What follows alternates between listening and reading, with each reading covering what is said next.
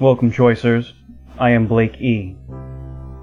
Today I will be talking about autoimmune diseases and how to cure them. Here is a simple answer. Autoimmune disease is not a disorder. It is a deficiency, specifically in amino acid deficiency. I will speak more on why this is the answer later. But first, the cure. The cure for autoimmune disease is take L-methionine pills with sustained release B vitamins. The specific dosages are two 500 milligram methionine pills and one 100 milligram sustained release B vitamin once a day. Take that dosage to either maintain your levels after your symptoms are gone, or if your symptoms are mild. Otherwise, take that same dosage twice a day, preferably 11 to 12 hours apart. You will notice your urine will be a bright highlighter yellow regardless of the dosage you take. If your urine is not bright yellow, it is a sign that your body absorbed all of the B and methionine, and you may need to increase your recommended dosage a third time during the day, but try to limit doing so for prolonged periods of time, and try to keep your maximum dosage consumption to only twice a day. Otherwise, to help this recovery process, you need to eat more meat, eggs, and fish, and dairy, since animal foods are the only sources where you will find amino acids to fight an amino acid deficiency.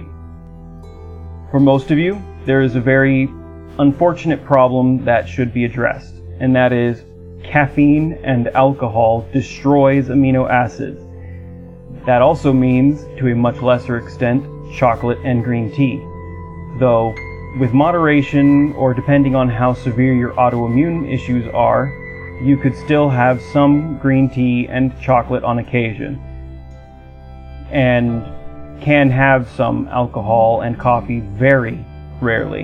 It also depends on you and how long you want your body to take to becoming healthy. So, you should stop consuming both caffeine and alcohol, especially if you are suffering from the following amino acid deficiencies, also known as autoimmune diseases: Crohn's, IBD, colitis, eczema, any form of arthritis, fibromyalgia, bumps on your skin, cracking and inflamed skin, asthma, any mysterious inflammation in your body or weakness in your muscles, severe headaches, chronic nerve pain, simply having difficulty with sleeping, and one area I am highly considering as part of this list: mental disorders such as depression, dementia, anxiety, manic depression, or bipolar disorder. The supplements I suggested are required because you are in a deficiency.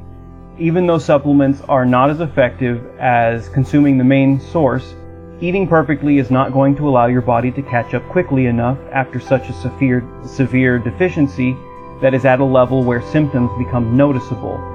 And there are not a lot of options available to modern people to accommodate the required amino acid levels our bodies need. Or, more specifically, there are not a lot of options for those of us that are more easily put into an amino acid deficient state when compared to others. Those others being the ones who claim to not need amino acids, thus refusing to eat food products from animals, and also claim they feel healthy and happy while doing so.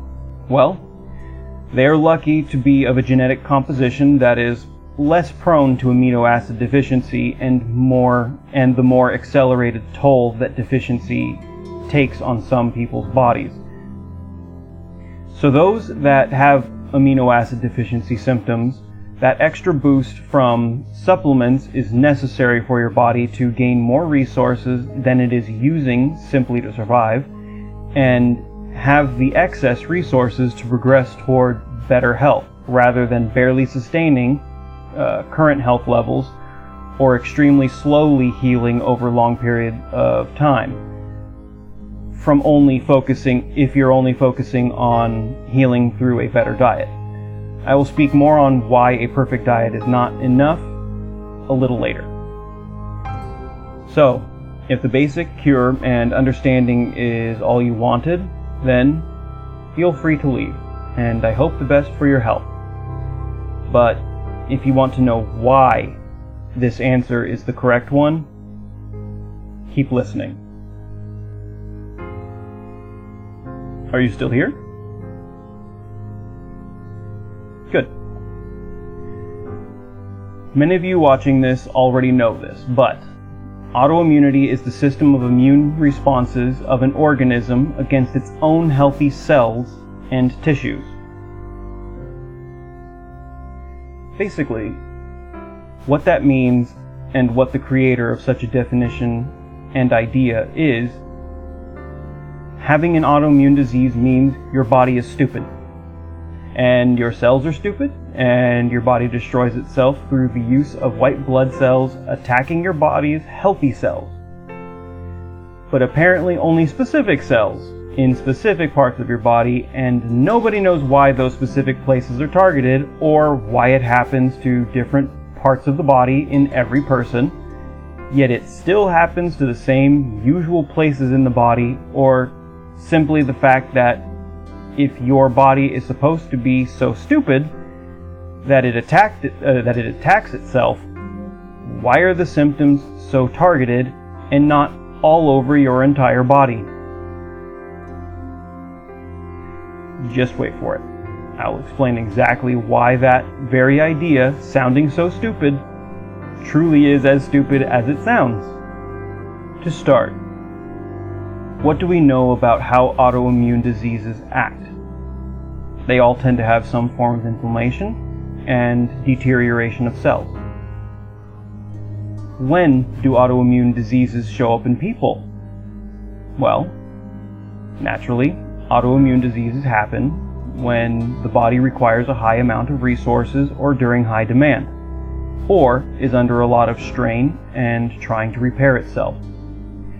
The times that fit that description most of the time are during your growth spurts, such as when you are a baby and while you are going through puberty. Usually between the ages of 13 and 16 is when the most resources are required, and your diet will determine when and if a deficiency will arise, and the other time being when or after you are ill or injured, because that is when your body expended a lot of resources and was in high demand, and because of that demand, the body becomes deficient in what it needs for growing and repair, and your body will start allocating and harvesting resources in a way that will give the body the best chance at survival. A lot of the parts of the body that are afflicted by this process due to that amino acid deficiency is your skin, or your joints, or your skeletal muscles, your hair and nails, small portions of your intestines, since you have so much length of them, and the list goes on with parts of the body that do not include the brain or heart. But the brain and heart are not safe either, as you will soon learn. Here is an example for you to understand why genetics play such an important role in our diets, and those with specific ancestry have better or worse symptoms when deficient in amino acids. In the places on Earth where people eat mostly corn, beans, and rice, the people tend to be smaller than the global average. The places where the people eat almost nothing but meat, cheese, or dairy in general, the people tend to be taller and built for strength and producing efficient physical leverage. Those two types of people adapted to their diets in those regions. But now, what happens when you take a child from an area where the people ate predominantly meat and dairy, and you raise that child by feeding them only rice, beans, and corn? We now know which of those foods contain amino acids, which is required for building the body. What happens to that child is their body is trying to build the body it was programmed to build. That is, the body of someone tall and strong, but it suddenly does not have the resources to build that body. Unfortunately, the human body does not adapt perfectly. That is not how evolution works. So, it scrounges and scavenges for every amino acid it can find, so it can stubbornly try to do the job it was programmed to do, all while doing everything within the body's power to stay alive on such limited resources, while doing a job that is practically impossible without the proper building materials. That is why some people have autoimmune diseases, and why, due to modern genetic diversity, the severity of each amino acid deficiency is different, and the location of those deficiencies in the body is different for every individual. But the ailments that take a lifetime of amino acid deficiency, the ones that affect the brain, or diabetes, or the ones that affect the heart, those are not completely predetermined by genetics. Those ailments are determined by poor diet and starving the body of what it needs for a long period of time, all due to misinformation and greedy practices used for profit while producing people's food, rather than producing food for the sake of the health of the people and the growth of those people to promote a progressive, innovative society regardless of cost. Next, in order to truly understand the importance of amino acids, something needs to be answered. What do amino acids do, and why are they important? It is widely accepted by people with degrees I do not have, yet for some reason are not spreading this information as I am now. Those people agree that amino acids play a role in regulating the body's immune response and hormone balance. Amino acids are the building blocks of protein and are essential to healthy body function. All amino acids have been found to have important functions. To name a few of these amino acids, there is cysteine, glutamine, and methionine. Cysteine maintains the structure of proteins in the body, meaning basically every cell in your body. A deficiency here would cause inflammation, cracking skin, and the protective coating around nerves to deteriorate. Sound familiar to some of your symptoms? The body uses cysteine to produce taurine. Taurine promotes cardiovascular health, insulin sensitivity, which means without it there's a difficulty regulating blood sugar, aka diabetes. It regulates electrolyte balance, hearing function, and immune modulation, which has a vast, subtle, and varied possibility of consequences when not in balance. In animal research, taurine specifically protected against heart failure and reduced mortality by nearly 80%. Back to cysteine. It is also used to create the antioxidant glutathione. Glutathione acts as an important antioxidant in your body.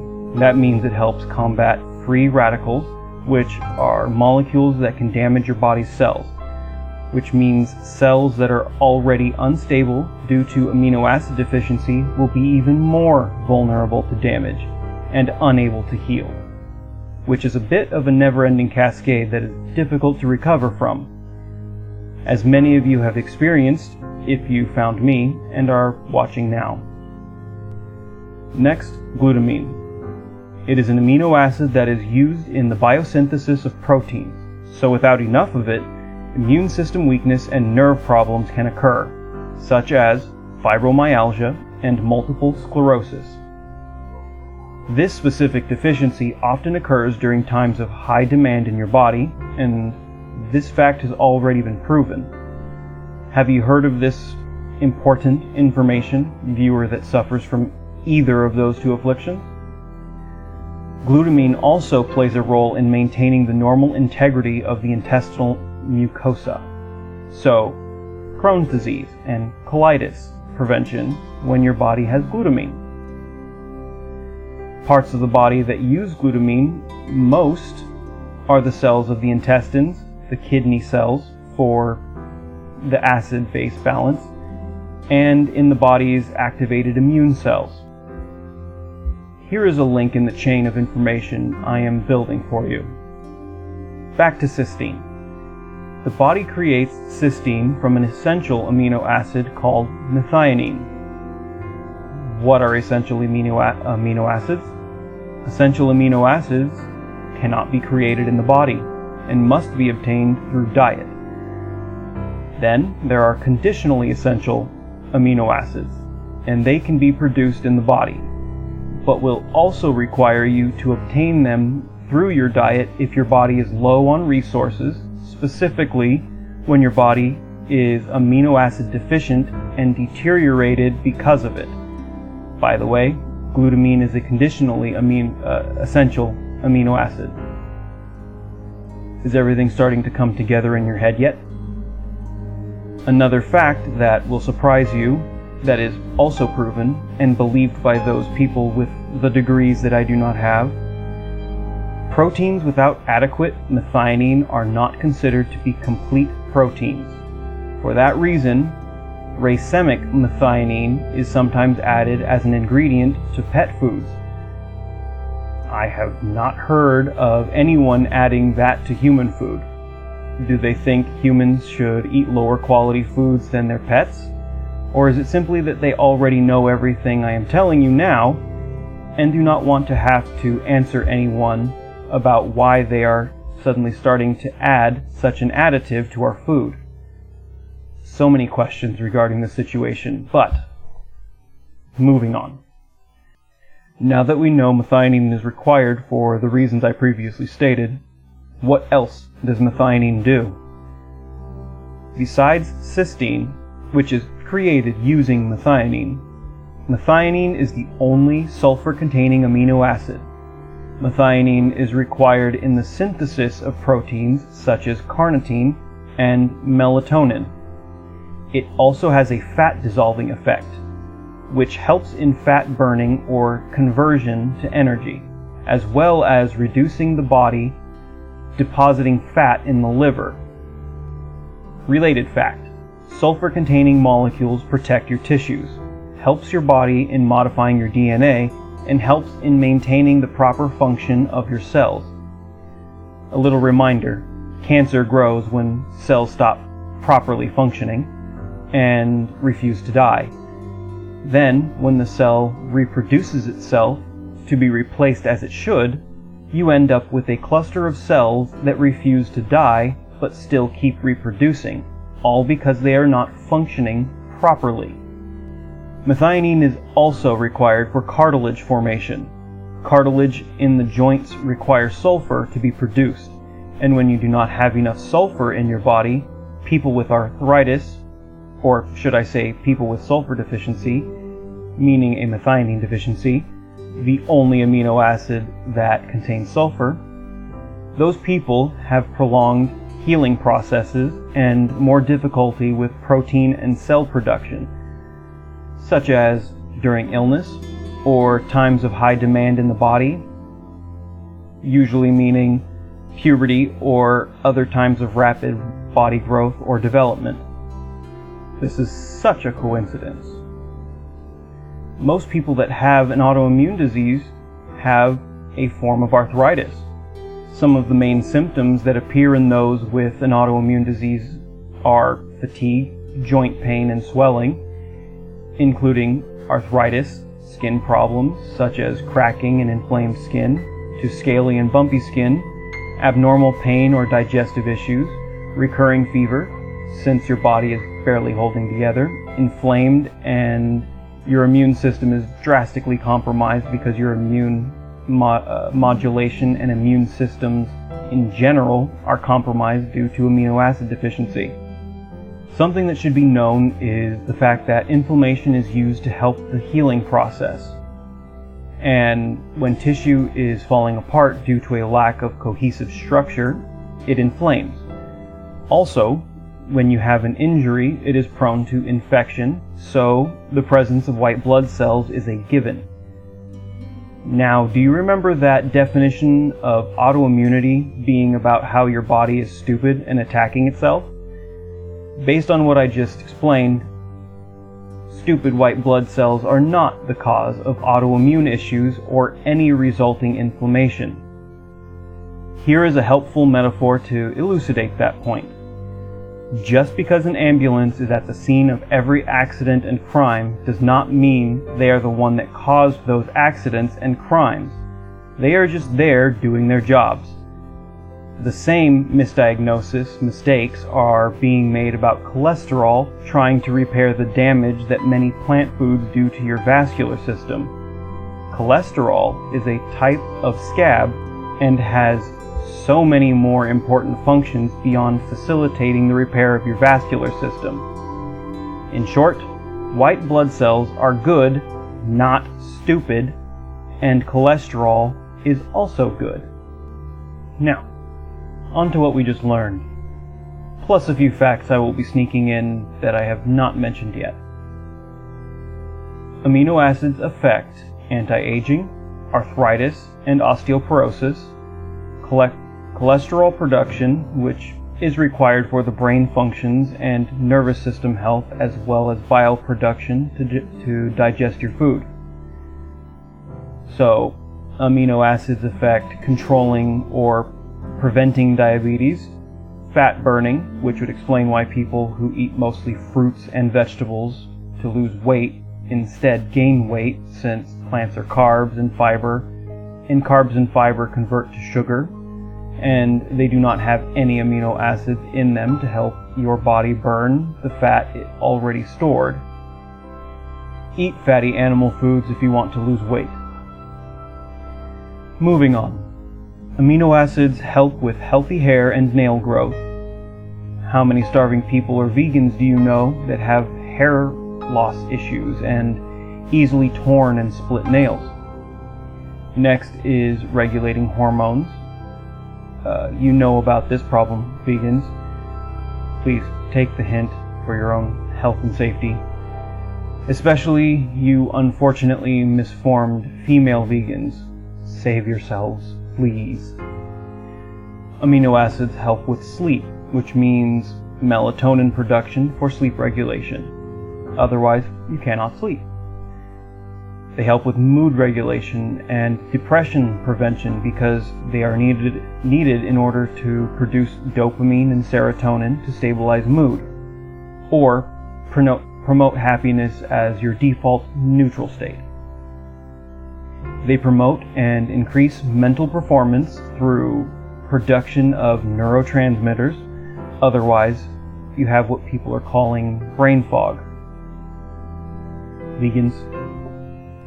Histamine is created by amino acids and is an organic nitrogenous compound involved in local immune response, as well as regulating physiological function in the gut and acting as a neurotransmitter for the brain, spinal cord, and the uterus. Histamine is involved in the inflammatory response and has a central role as a mediator of itching. I'm sure all of you out there that are afflicted by an autoimmune disease personally understand the meaning of everything I just stated, and you know it from personal experience with all the itchiness and nothing to regulate it. And lastly, amino acids are required for virility and libido. Studies are showing that humans have become less fertile during the recent past and present. I wonder why that's happening. So, amino acids are important, and you only find them in foods produced from animals. What does all of this mean? What is at the top of all of these revelations about amino acid functions? Methionine is at the top of most of this. Now you know why I said to take methionine supplements. But even that answer is not perfect. But that answer will help against amino acid deficiency symptoms. So much so that you will think your rate of recovery is a miracle. Everything I just laid out was about understanding the importance and understanding what methionine and amino acids are. Now for how your amino acids are distributed. Bear with me. You have been lied to so much that the amount of information needed to undo and overwrite the damage those lies did is going to take a little more time. Since you now understand the importance of amino acids, it will make a lot of sense when I say that your body will become stingy with its amino acid sources when it distributes them. So, the reason most people are affected in their skin and joints, and depending on which amino acid they are deficient in, their intestines and nerves, is because those parts of the body are not as important as the brain, the heart, or the lungs. So the body decides to starve those other parts in order to keep the important parts working, all in order to keep the body alive with what limited resources are available to it. And depending on the severity of the deficiency, the body may even start to leach amino acid resources from non-essential parts of the body in order to feed the parts that are essentially required to keep the body alive. But when the body no longer has any more access to specific, required, and important amino acids in either the digesting food or anywhere in the body, that is when the more severe autoimmune diseases start appearing, the ones that affect the brain, heart, and lungs. Even with the misinformation, the lies, the false truths about health and diet that are out there currently, you know this next part to be true, because you know that the body eats fat stores when it needs energy, when it does not have food to burn. Then the body starts to eat the muscles and bones in order to keep the brain and heart working. So it is natural and obvious that the body would eat itself to obtain a resource as important for the bodily function as amino acids. Now you need to know why you are not receiving nearly any amino acids in your diet, regardless of how much food from animals you eat. This is where sadness and anger will start to set in. The first answer is freezing. Freezing animal foods destroys nearly all of the amino acids in meats, milk, eggs, or just simply any food that has amino acids in it. No matter how long it is frozen for, the amino acids are destroyed. That means 1 second of being frozen is enough to completely destroy the nutrient content of foods produced from animals. Vitamins tend to have a better chance of surviving the freezing process, but your body needs amino acids to be able to properly process those vitamins. The second reason for why our modern diet options are not helping our health will come later. Now we need to know when autoimmune disease became so bad that it could not be ignored as a problem and needed to finally be classified. At some point, the increase in how many people were becoming sick without any known or understandable cause became alarmingly frequent. Because of that rising frequency, in 1957, Ernest Witebsky and colleagues officially classified the existence of autoimmune diseases, also known as stupid cells inside you, that your stupid body used to kill itself, which you now know is in fact an amino acid deficiency caused by diet and foods becoming low quality and lacking in nutrients from freezing, and because your body required more resources than it had available to it to properly maintain and develop your body. Now that we know when autoimmune diseases became so prevalent that they finally needed to be treated seriously, we need to know what caused this rapid increase in unhealthy people. What came before this need for classification and resulting absurd explanation and discovery? Well, we know that freezing is a big part of this issue. When did freezing food become common? Freezers became a common household item during the 1940s and more so after World War II. That is 17 years before they classified the term autoimmune disease. 17 years. When does a lot of autoimmune disease appear? During the time when the body grows the most, such as babies with eczema because they are not being breastfed and formula does not have amino acids, and therefore such babies are not receiving any amino acids.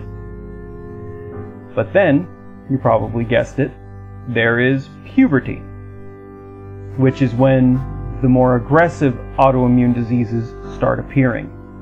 So that means the amount of time from when the household freezer became common and the time when autoimmune disease became serious enough to earn a classification is the amount of time it takes for a generation of children to grow into puberty. 17 years.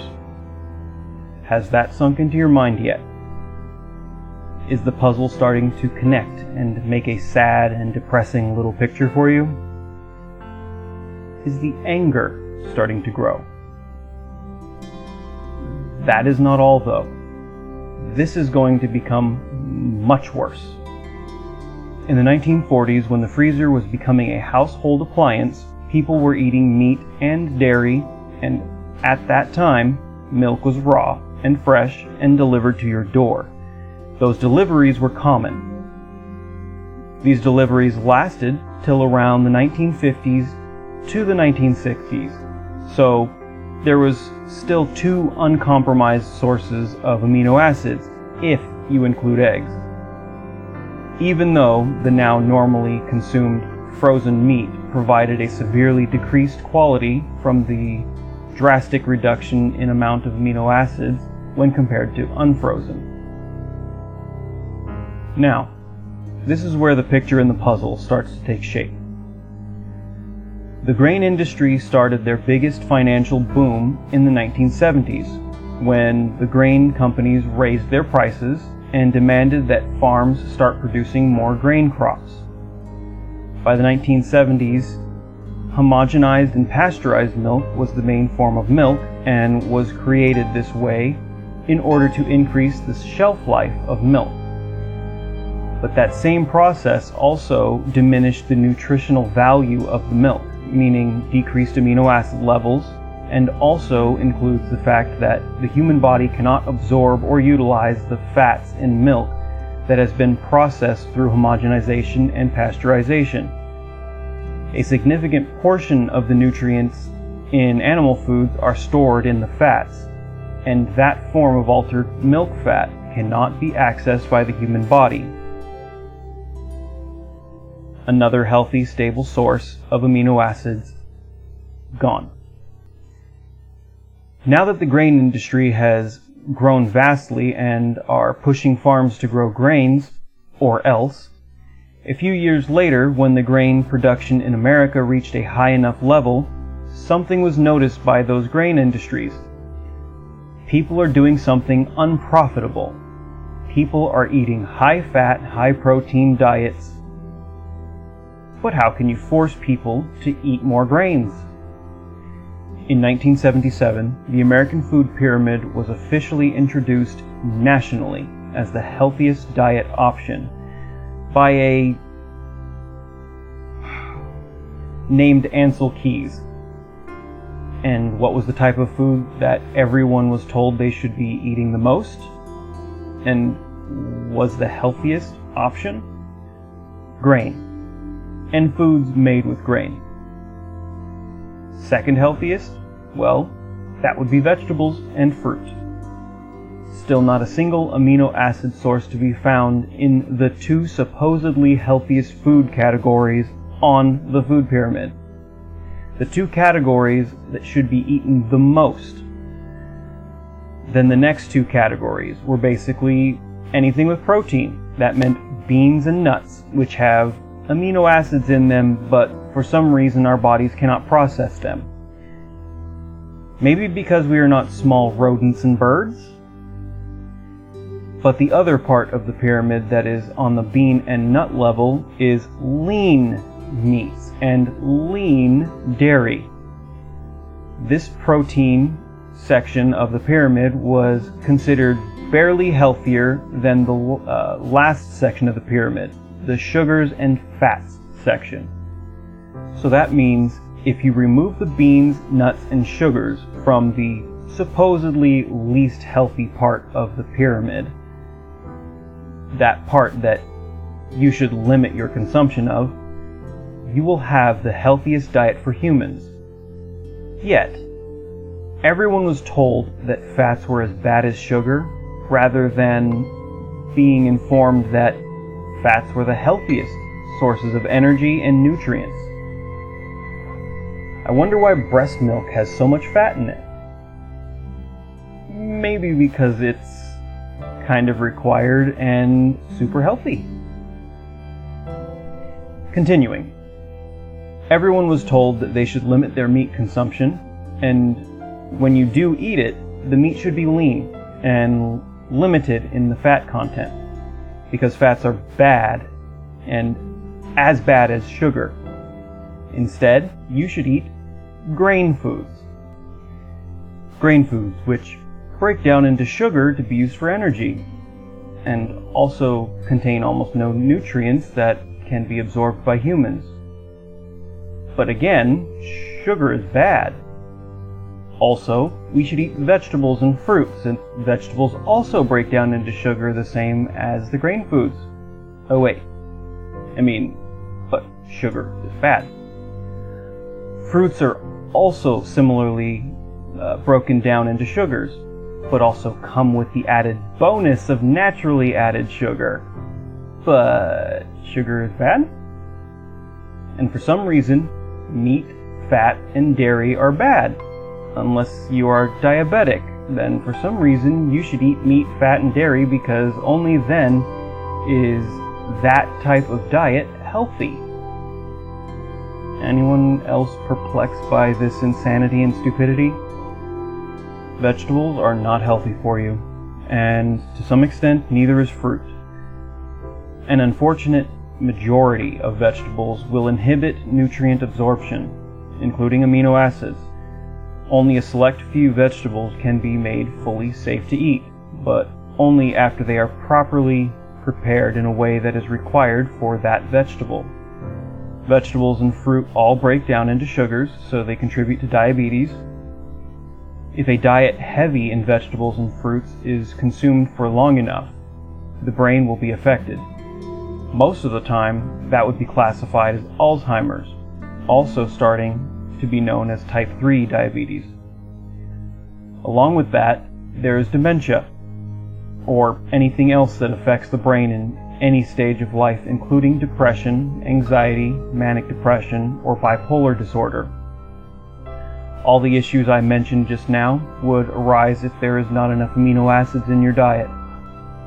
By the way, the increase in grain consumption in the human diet also has a correlation with the increase in the frequency of cavities and tooth decay. Yet, when on diets of mostly food from animals, there were little to no cavities or tooth issues. Now ask yourself, who benefited from all of this? Some of you guessed the answer, but for those of you who are still not sure, I will continue. I told you the first reason why you are not receiving enough amino acids in your diet: freezing. Other than freezing, the second reason modern people have issues with obtaining sufficient amino acids in their diet is caused by a few key facts. Other than the fact that the only place that you can find amino acids are in food that come from animals, there is a problem with the modern version of food that comes from animals. Grain, corn, and soy being fed to animals that supply our meat, dairy, and eggs creates a significantly lower nutrient content than animal foods that come from animals fed their natural diets. Yet, for some reason, animals are being fed corn, soy, and grain, which for some reason is being purchased from other farms specifically for the purpose of being used as animal feed instead of the animals being fed their natural diet, which can be cultivated and utilized naturally. Who was it again that benefited from these choices in changing our food production? Side note, it has been discovered that farming practices that use grain, soy, and corn to feed animals, specifically cows, are worse for our environment than grass-fed cow meat and dairy production, since cows can sustain their own environment in a naturally healthy way for the ecosystem if they are given enough land to use. Again, when I say that, there is proof that such a method is sustainably better for the environment than forcing cows to sustain themselves on grain and corn. Also, significantly less animals die in the grass-fed meat and dairy production process, especially when compared to grain, vegetables, and fruit production. How good do your ethics feel now that you know that information, vegans? The next issue, milk that is processed out of its raw state to put in a chemical form that does not allow proper absorption of nutrients from the milk and makes the milk more difficult for our bodies to process. But this worsens. Any dairy that is produced by a cow that is fed a diet of grains and corn is also significantly lacking in nutrients. Same as the meat from the cow. Letting the cow eat grass changes that and turns milk into a superfood that does not require vitamin D to be added to it as an extra ingredient. Yet, all milk you normally find in stores have those required vitamins added. You could even see it in the ingredients list, because they're required to show what they add to the milk. Next up is eggs from chickens that are fed soy, grains, and corn. They also have a lower nutrient content compared to eggs produced by chickens fed their natural diet of bugs and more bugs. Why is the answer for hunger always grains? Should we start feeding grains to all the wild animals too, since they are so nutritious for everything? Here panda, here tiger, and eagle, have some soy, corn, and grain. Oh wait, if we did that, PETA would start a holy war. But what about the humans? Save us, PETA. This is inhumane treatment. Save the humans. Another issue is that fats contain a large portion of nutrients humans require to survive, including amino acids. And a lot of those nutrients can only be found in fats and organ meat. Animal fats are also humanity's most natural, efficient source of energy when compared to any other food. Plant-based foods are not food. They are a garnish, or a little added flavor. You can probably gain similar dietary results by eating cardboard and a Flintstones vitamin. Do not try that. I'm making a point, not a suggestion. A big part of this overarching problem comes from the fact that everyone is being told that they need to follow a low-fat diet, with high starch, fiber, and grain content, with a lot of fruit and vegetable consumption. Oh, and also they're being told organ meat is gross. In actuality, organ meat is the most nutritious, meaning nutrient-dense, food you could ever eat, with fat being the second most. Again, that nutrient density includes amino acids. The best examples of this are liver and brains. They are so good for you that you only need to eat a small serving of some of these organs just once a week in order for your body to be properly sustained in a majority of important nutrients for a week or longer. Basically, low-fat corn, grain, and soy-fed meats that have been frozen are the unhealthiest meats. This is very unfortunate for all of you chicken breast lovers. Most meats out there are of this low quality. The best you can possibly do with the current state of our food industry is avoid meats that were ever frozen. So, for fast food, that basically leaves only Wendy's. I, at least, notice the difference in their burgers compared to other places. They specifically have an umami flavor in their meats that other places lack, because those places freeze their meats. Now you should have all the information. All that remains is to put it all together. Insert chart here. Freezers became a common household item during the 1940s and more so after World War II in 1945. 17 years later, in 1957, the problem of so many young people with similar symptoms became prevalent. So prevalent that their affliction needed to be studied. That was when Ernest Witebsky and colleagues officially classified the existence of autoimmune diseases by blaming the most common element that was at the site of every affliction, the ambulance of the body, the white blood cells. During the 1950s and 60s, milk and dairy in general transitioned into only being sold after pasteurization and homogenization. Thus, the last untainted source of amino acids was destroyed. In the 1970s, there was a massive increase in diabetes and autoimmune disease, including but not limited to Crohn's and multiple sclerosis. That was during the same time that the United States federal agriculture legislation changed, and the Agricultural Act of 1970s was implemented.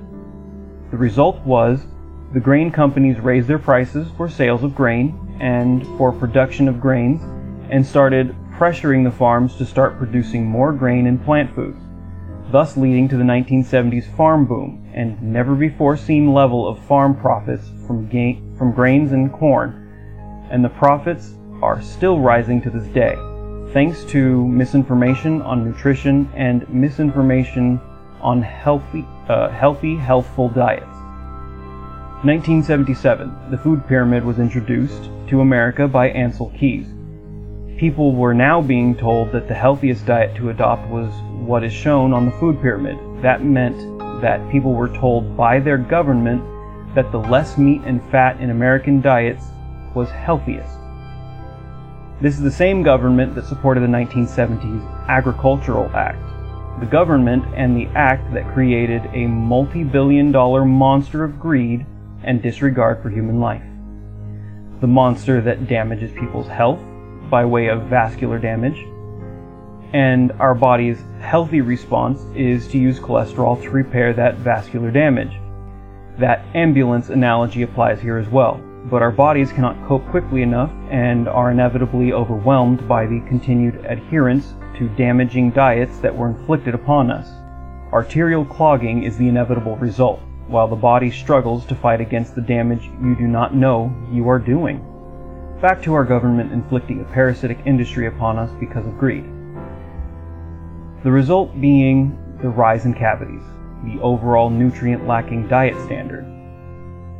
That parasitic monster became the largest and most profitable, while also being the most physically toxic and poisonous agricultural food enterprise that we have seen to the date of me posting this, and probably in the future where you are watching this now. Continuing on, the 1977 introduction of the food pyramid also introduced an increase in incidences of autoimmune disease, such as multiple sclerosis, as you can see in the sharp jump in this chart, and the rapid increase in people afflicted by another autoimmune disease known as asthma. Also, it just so happens that veganism officially started in 1944 with the Vegan Society in England, and in 1951 the Vegan Society created the doctrine that men should live without exploiting animals. See my 2 rules of good and evil video if you want to know why killing and using animals for food is not evil. The most recent spike in interest for veganism started in 2010. What came after that interest? Well, a very extreme rise in autoimmune disease. For example, there has been a rapid rise in veganism and vegetarianism in Korea, as well as in many other highly developed parts of the world. Since the most notable rise in interest in veganism is around 2010, here is a chart showing the rise of inflammatory bowel disease starting in 2011. Who are the ones afflicted? Well, this chart is from a pediatric study that was done in Korea. So that means the people that are afflicted in this study are under the age of 18 and going through puberty. And by now, you should know what that means, based on what I previously told you, that is.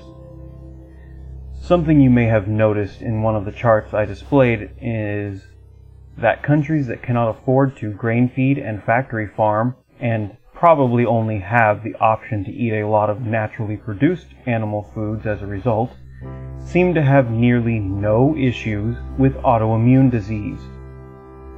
I wonder if anyone can figure out why that is.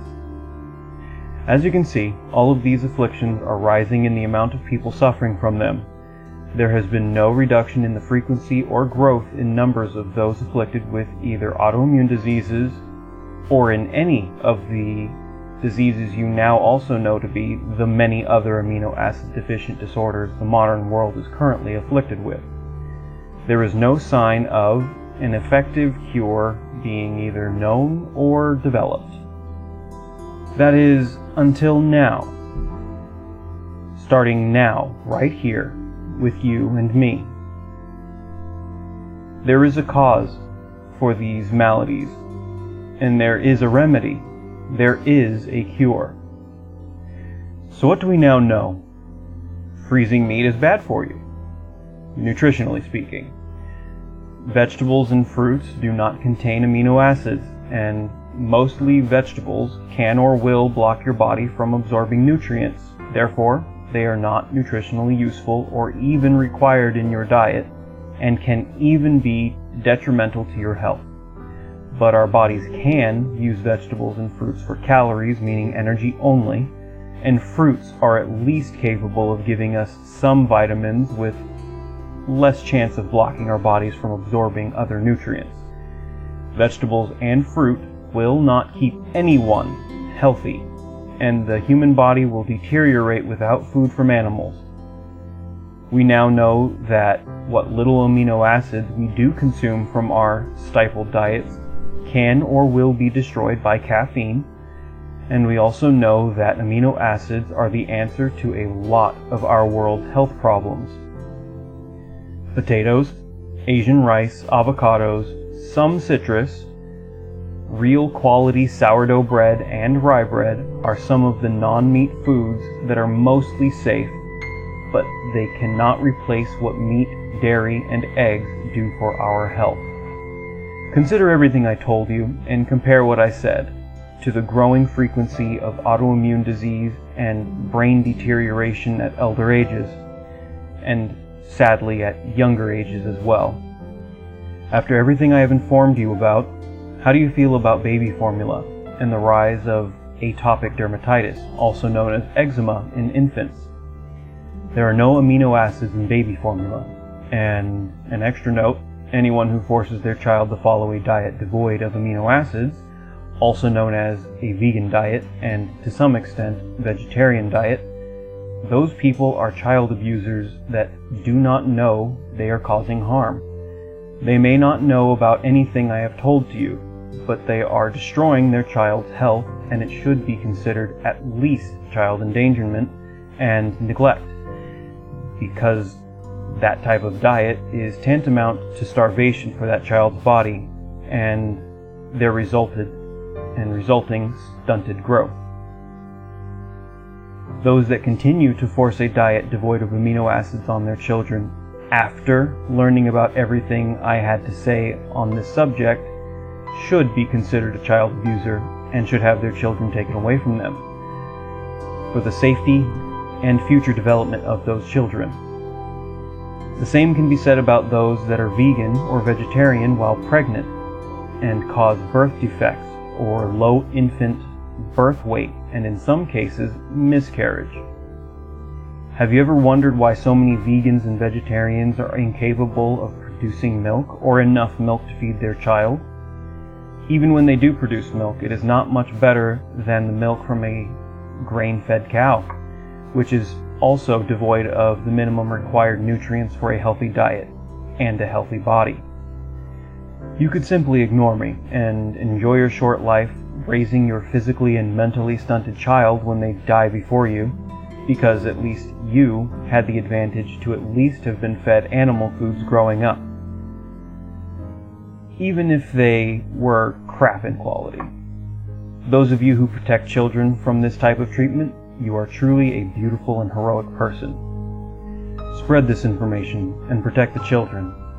They are the ones who suffer most from this blight of stupidity and misinformation that was born of greed, of which our world has been and still is afflicted by. On a lighter note, now it should make sense why kings, royalty, and nobles eating cakes, sugar, chocolate, and tea, and coffee in excess tend to go crazy or have major health issues. Well, that and the inbreeding. Down in the description, you will find links to where a good portion of the information I gave can be confirmed. I hope you learned something, or at least found this interesting. If you want to let me know how you feel about me or what you just heard, feel free to leave a live or a die down below. Until next time, expectations are the evil we allow others to inflict upon us.